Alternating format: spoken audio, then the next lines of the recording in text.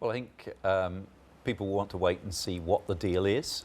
Clearly there are one or two people whose minds probably are made up, but I hope that there are others who are genuinely open to looking at the deal that comes back and considering their position on it. Do you think both Michael Gove and Boris Johnson will be on the same platform as you? You'll have to ask them. I certainly will. I can't speak for others. Gisela.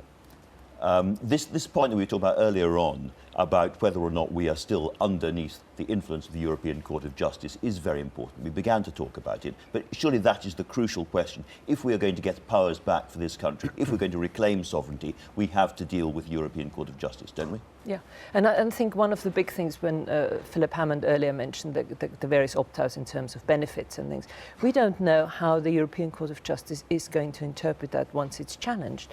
If you go back to the Danish example in the early 90s when they got various opt-outs, they thought-out opt-outs about citizenship.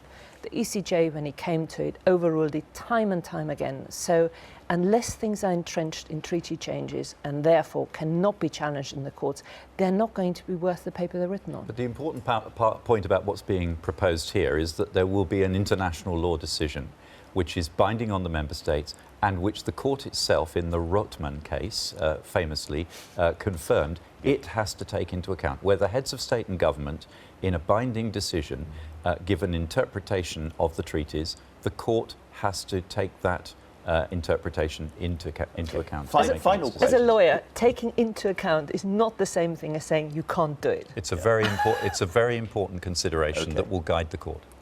Very, very quickly, is it fair that people like you are able to make the case for staying in the EU as you have been, whereas all those in the government who don't want to stay in have to stay quiet, zip their lips? Just to be clear, I will make the case for staying in the EU if we get the right deal. I haven't seen the deal yet. We don't know what deal is going to come out of Thursday, or even if a deal is going to come. There will be a rabbit in the end. Thank you both very much indeed. You didn't frankly have the balls to put country before party.